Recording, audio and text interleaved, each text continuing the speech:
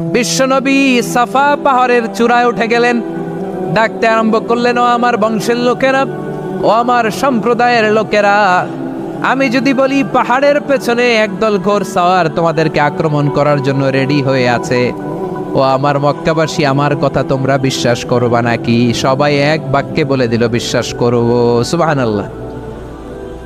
ও আমার মক্কাবাসী, আমি যদি বলি পাহাড়ের পেছনে একদল ব্যাটালিয়ন তোমাদেরকে অ্যাটাক করবে, আমি বললে বিশ্বাস করবা? মক্কাবাসী কি উত্তর দিয়েছিল জানেন? এত হেভি ওয়েটফুল একটা কথা বলেছিল। তারা বলেছিল, অবশ্যই বিশ্বাস করব, কারণ মা জাররাবনা আলাইকা ইল্লা সিদকা, আমরা জীবনে কোনোদিন তোমার মুখে মিথ্যা শুনি নাই। সুবহানাল্লাহ কইবেন না? ও মিয়া, যে এলাকায় আপনি জন্মগ্রহণ করলেন, আপনার শৈশব, কৈশোর, আপনার তারুণ্য, আপনার যৌবন যেখানে কাটালেন, ওই এলাকার লোকেরা যদি এক বাক্যে বলে তুমি যা বলবা তাই বিশ্বাস করব, কারণ তোমারে তো মিথ্যা কইতে শুনি নাই। মা জাররাবনা আলাইকা ইল্লা সিদকা, we have never ever witnessed a single lie from you, আমরা জীবনে একটা মিথ্যা তোমার মুখ থেকে শুনি নাই। সুবহানাল্লাহ বলেন। দেখেন, এই কথার মাধ্যমে এক বাক্যে বিগত 40 বছরের সার্টিফিকেশন হয়ে গেছে। কথা বলেন ঠিক কিনা? বিগত 40 বছর আমার নবী মক্কায় কেমন লাইফ লিড করেছেন, এক বাক্যে সার্টিফিকেশন, মা জাররাবনা আলাইকা ইল্লা সিদকা। তখন বিশ্বনবী বললেন, ফাইন্নী নাযীরুল লাকুম বাইনা ইয়াদাই আযাবিন শাদীদ, যদি আমার কথা বিশ্বাস করো তাহলে জেনে রাখো, যদি মূর্তি পূজা আর এই শিরকি কর্মকাণ্ড ছেড়ে না দিয়ে এক আল্লাহর পথে ফিরে না আসো, কঠিন আযাব তোমাদের জন্য অপেক্ষা করছে। আওয়াজ করে পড়েন আল্লাহু আকবার। ফাইন্নী নাযীরুল লাকুম বাইনা ইয়াদাই আযাবিন শাদীদ, ভয়ঙ্করতম শাস্তি তোমাদের জন্য অপেক্ষা করেছে, আমি সেই শাস্তির সতর্কতা দিতে এসেছি। তাহলে বিশ্বনবীর আরেকটা বৈশিষ্ট্য, তিনি সতর্কতাকারী। সুবহানাল্লাহ, তিনি সতর্ককারী। উম্মাহকে রিমাইন্ডার দিতে এসেছেন, ওয়ার্নিং দিতে এসেছেন। আবার জাহান্নামীরা যখন জাহান্নামে যাবে, ফেরেশতারা ডেকে বলবে, ও কপাল পোড়া জাহান্নামীরা, জাহান্নামে কেন ঢুকলা? দুনিয়ার বুকে কি তোমাদেরকে সতর্ক করার জন্য কেউ আসে নাই? কুল্লামা উলকিয়া ফিহা ফাউজুন সাআলাহুম খাযানাতুহা আলাম ইয়াতিকুম নাযীর। সুবহানাল্লাহ পড়েন। আলাম ইয়াতিকুম নাযীর, কোন সতর্ককারী আসে নাই? বিশ্বনবী নাযীর হয়ে, সতর্ককারী হয়ে পৃথিবীতে আসলেন। তিনি জাহান্নামের ব্যাপারে উম্মাহকে সতর্ক করেছেন। জান্নাতকে যেমনি তিনি চমকপ্রদভাবে উম্মাহর সামনে পোট্রে করেছেন, চিত্রায়িত করেছেন, ঠিক অনুরূপভাবে ভয়ঙ্কর জাহান্নামকেও তিনি এই উম্মাহর সামনে পোট্রে করেছেন। জাহান্নামকে কিভাবে বিশ্বনবী উম্মাহর সামনে পোট্রে করলেন, চিত্রায়িত করলেন, শুনতে মনে চায়? সিলেটবাসী শুনতে মনে চায়? জান্নাতের কথা শুনে যেমনি জান্নাতে যাওয়ার ব্যাপারে আপনারা আগ্রহী হয়েছেন, জান্নাতের নাজ নেয়ামতের কথা শুনে, জান্নাতের ফিচার শুনে যেমনি জান্নাতে যাওয়ার ব্যাপারে আমরা উদ্বেলিত হয়েছি, উচ্ছ্বসিত হয়েছি, জাহান্নামের কথা শুনলে কিন্তু আমাদের কলিজা কেঁপে উঠবে। কিভাবে বিশ্বনবী পোট্রে করলেন? বিশ্বনবী বলেন, নারুকুম হাযিহিল্লাতী ইউকিদু ইবনু আদম জুজউন মিন ৭০ জুজআন মিন হাররি জাহান্নাম। ও আমার উম্মতেরা, তোমরা যে রান্নাঘরে যে আগুন দিয়ে রান্না করো, তোমরা কি ভেবেছো জাহান্নামের আগুন ওই রান্নাঘরের আগুনের মতো না?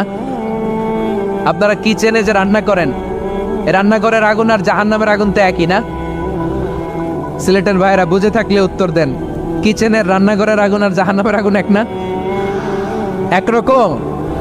বিশ্বনবী বলেন, জুজউন মিন ৭০ জুজআন মিন হাররি জাহান্নাম, জাহান্নামের আগুন দুনিয়ার আগুনের চেয়ে কমপক্ষে ৭০ গুণ বেশি তেজওয়ালা। জাহান্নামের আগুনকে আল্লাহ নাম দিয়েছেন নারুল্লাহ। এটা আল্লাহর আগুন, নারুল্লাহিল মুকাদা আল্লাতী তাত্তালিউ আলাল আফিদা, যেটা কলিজার মধ্যে যে ধরে যায়। দুনিয়ার আগুন হাতে লাগলে হাত জ্বলে, পায়ে লাগলে পা জ্বলে, জাহান্নামের আগুন দেহের যেই জায়গায় লাগুক না কেন, সাথে সাথে কলিজাটা জ্বলে ছাই হয়ে যাবে। নারুল্লাহিল মুকাদা আল্লাতী তাত্তালিউ আলাল আফিদা, জাহান্নামের আগুন গায়ে লাগলে আপনার কলিজা পড়ে ছাই হয়ে যাবে। ওই জাহান্নামে আমরা যেতে চাই? আমরা তো সবাই মিলে নাশিদ গাইলাম, জান্নাতে আমরা একা যাব না, সবাই মিলে যাব। ওই জাহান্নাম থেকেও সবাই মিলে বাঁচার দরকার আছে না নাই? কি ভয়ঙ্কর শাস্তির বর্ণনা যে বিশ্বনবী দিয়েছেন, এত বিস্তর আলোচনার সুযোগ আমার নাই। আমি শুধু সবচেয়ে হালকা পাতলা, দ্য লাইট পানিশমেন্ট, সবচেয়ে হালকা শাস্তি কি হবে এটা বলবো। বিষ্ণুই বলেন, ইন্না আহওয়ানা আহলিন নারি আযাবান ইয়াউমাল কিয়ামাতি লারাজুলুন তুদাউ ফি আখমাসি কদামাইহি জামরাতান ইয়াগলি মিনহুমা দিমাগু। জাহান্নামের সবচেয়ে হালকা আযাব কি হবে শোনো। সবচেয়ে ভারী না হালকা? সবাই বলুন, জাহান্নামের সবচেয়ে কঠিন আযাব না হালকা? জাহান্নামের সবচাইতে হালকা আযাব হলো ওই ব্যক্তির আযাব যার পায়ে দুটো জাহান্নামের আগুনের জুতা পুড়িয়ে দেয়া হবে। ওই আগুনের উত্তাপে তার মাথার মগজগুলো ভাতের মারের মতো টপ টপ টপ টপ করে বেয়ে বেয়ে পড়বে। নাউজুবিল্লাহ পড়বেন না? আচ্ছা প্রিয় সিলেট, আওয়াজ করে বলেন, এইটা যদি সবচেয়ে, জাহান্নামের ভেতরে লক্ষ লক্ষ কোটি কোটি কাফের মুশরিককে দেওয়ার পরেও জাহান্নাম বলবে হাল মিম মাজিদ, আরো আছে নাকি, আরো দাও। কোটি কোটি কাফেরের দল, মুশরিকের দল, সীমা লঙ্ঘনকারী দল, তাদেরকে যখন জাহান্নামে ফেলা হবে, বড় বড় পাথর খণ্ড জাহান্নামে ফেলা হবে, তারপরও জাহান্নাম বলবে হাল মিম মাজিদ, আরো আছে নাকি, দাও, আরো দাও, আরো দাও। আমার ক্ষুধা নিবারণ হয় নাই। জাহান্নামে তো উত্তপ্ত হবে, জ্বলন্ত হবে, ভয়ঙ্কর হবে। জাহান্নামের এক অংশ আরেক অংশকে খেয়ে ফেলবে। আল্লাহু আকবার। ফেরেশতারাও টালমাটাল হয়ে যাবে। জাহান্নামের রক্ষী ফেরেশতারা কি করবে তারা নিজেরাও বুঝতে পারবে না। কোটি কোটি মুশরিক কাফেরদেরকে জাহান্নামে নিক্ষেপ করার পরেও জাহান্নাম ঠান্ডা হবে না, শান্ত হবে না, বলবে হাল মিম মাজিদ, আরো আছে নাকি, আরো দাও। তখন আল্লাহ তাআলার কুদরতি পা জাহান্নামের ভেতরে ঢুকিয়ে দিবেন। সুবহানাল্লাহ পড়তে পারলেন না মজা করে? কোনো কিছুতেই যখন জাহান্নামকে শান্ত করা যায় না, আল্লাহ তাআলা তার কুদরতি পা জাহান্নামে ঢুকিয়ে দিবেন। দেওয়ার সাথে সাথে জাহান্নাম থেকে আওয়াজ আসবে, কত কত বিইজ্জাতিকা ওয়া বিকদরিক, আল্লাহ বিইজ্জাতিকা ওয়া বিকারামিক, আল্লাহ আপনার ইজ্জতের কসম, যথেষ্ট হয়েছে, এনাফ এনাফ, আর লাগবে না। সুবহানাল্লাহ বলেন। ওই ভয়ঙ্কর জাহান্নামে আমরা যেতে চাই কেউ? আমরা সব সময় ওই জাহান্নাম থেকে আল্লাহর কাছে পানাহা চাই। আওয়াজ করে বলেন ঠিক কিনা? বিশ্বনবী সব সময় আল্লাহর কাছে আল্লাহর জান্নাত চাইতেন, আল্লাহর জাহান্নাম থেকে পানাহা চাইতেন। তিনি বলতেন, আল্লাহুম্মা ইন্না নাসআলুকাল জান্নাতা ওয়া নাউযু বিকা মিনান নার। আল্লাহ তোমার কাছে জান্নাত চাই, তোমার জাহান্নাম থেকে পানাহা চাই।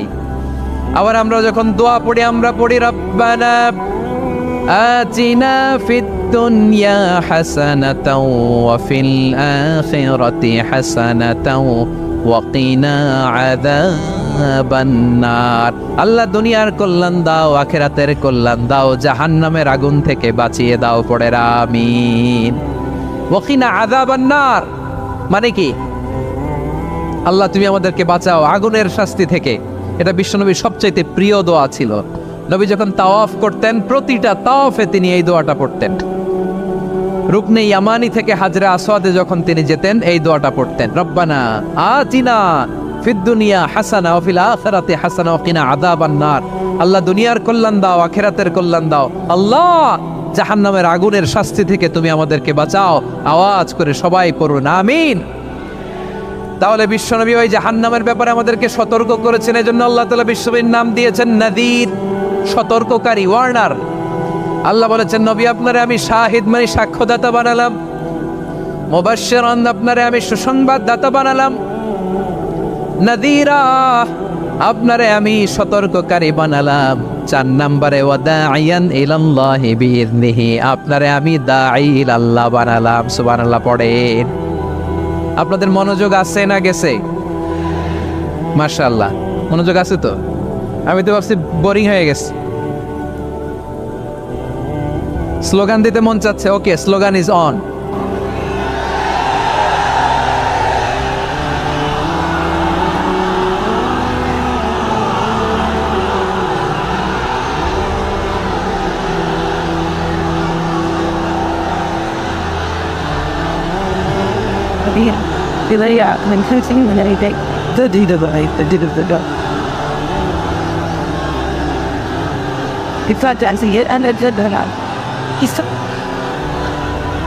মাশাআল্লাহ মাশাআল্লাহ। হ্যাঁ ঠিক আছে, আর কয়েক মিনিট। ঠিক আছে, আমার দিকে তাকাও, সাউন্ড হবে না, আমার দিকে তাকাও। বৈশিষ্ট্য কয়টা সবাই বলেনি?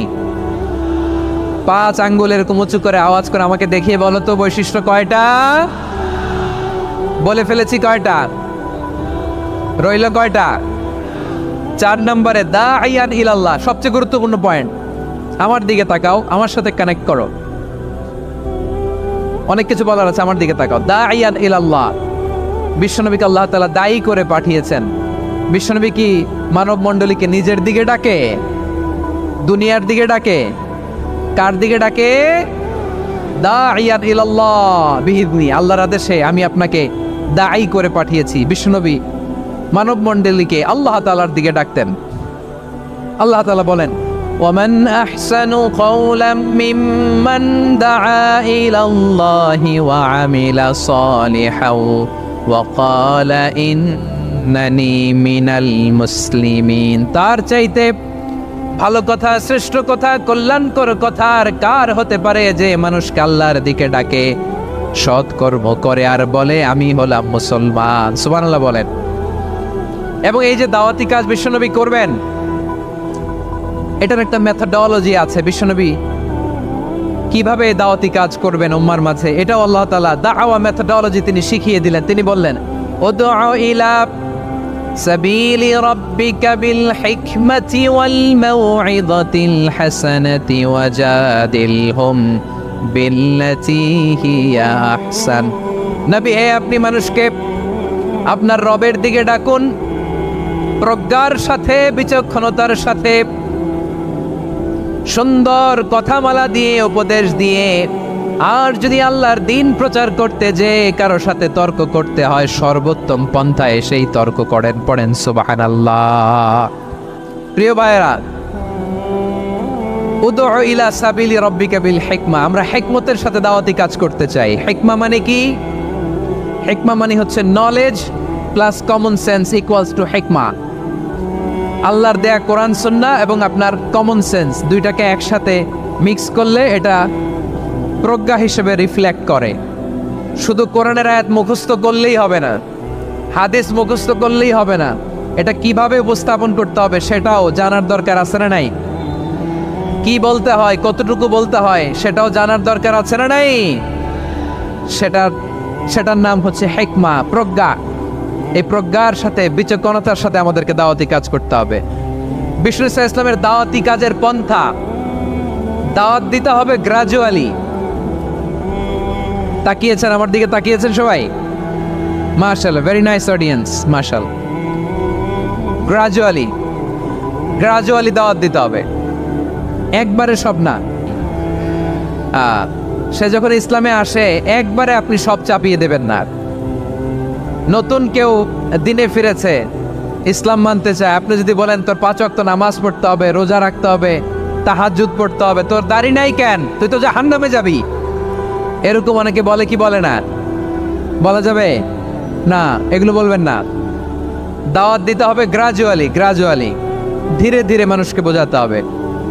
একবারে ইসলামের সব মানুষ মানতে পারে না। আপনারা কি জানেন মদের বিধান, মদের হারাম হওয়ার বিধান একবারে আসে নাই।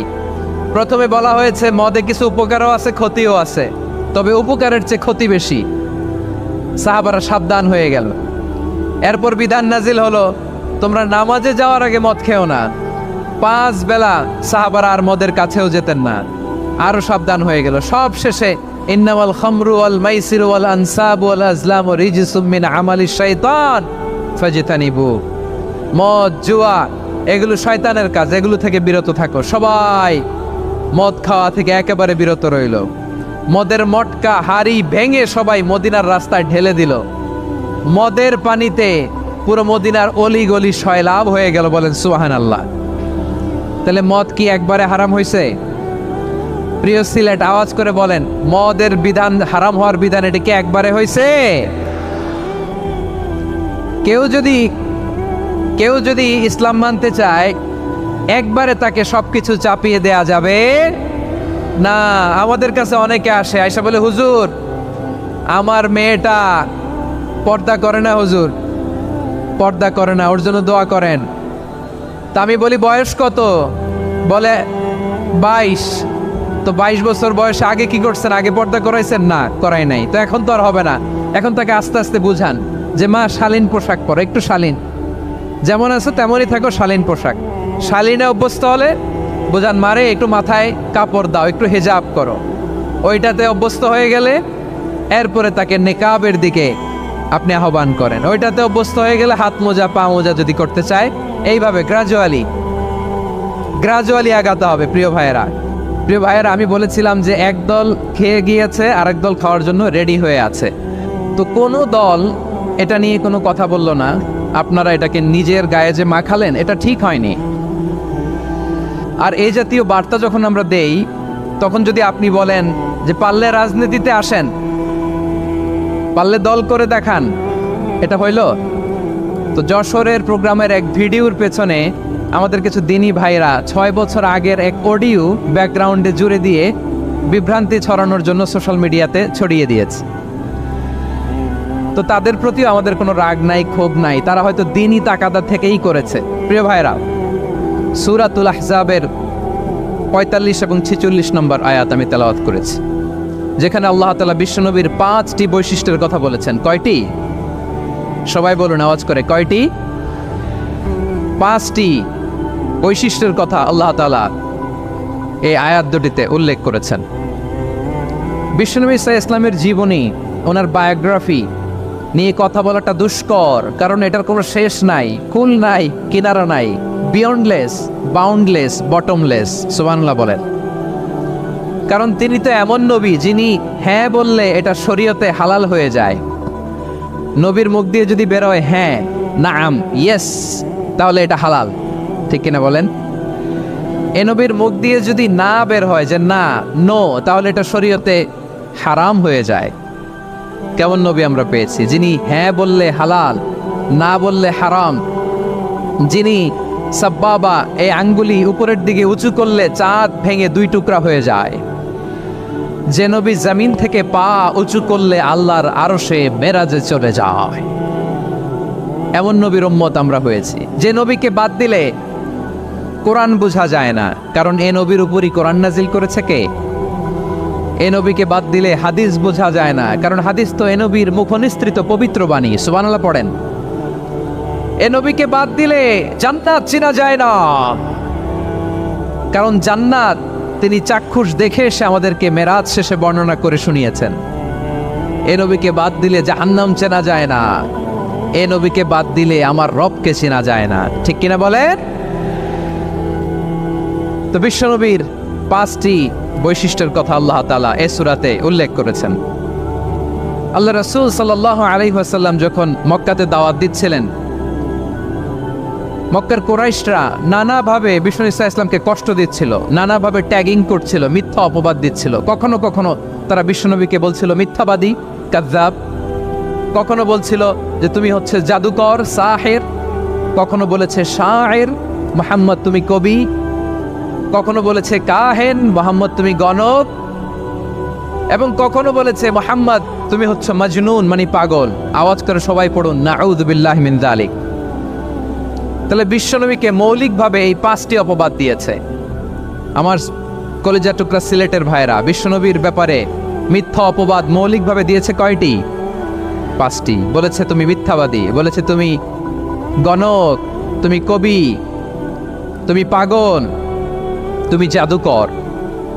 বিশ্বনবীকে যে এই 5টি অপবাদ দেয়া হলো, আল্লাহ তাআলা এটা সহ্য করেননি। এই 5টি অপবাদের বিপরীতে আল্লাহ তাআলা বিশ্বনবীর 5টি চমৎকার বৈশিষ্ট্য উল্লেখ করে সূরাতুল আহজাবের 2টি আয়াত নাজিল করেছেন। আওয়াজ করে পড়েন আল্লাহু আকবার। 5টি চমৎকার বৈশিষ্ট্য সূরাতুল আহজাবের ভেতরে রব্বুল আলামিন উল্লেখ করে আমাদেরকে জানিয়ে দিচ্ছেন, ইয়া আইয়ুহান নাবিয়্যু ইন্না আরসালনাকা শাহিদান ওয়া মুবাশশিরান ওয়া নাযীরা ওয়া দাঈয়ান ইলাল্লাহি বিইذনিহি ওয়া সিরাজাম মুনীরা। পড়েন আল্লাহু আকবার।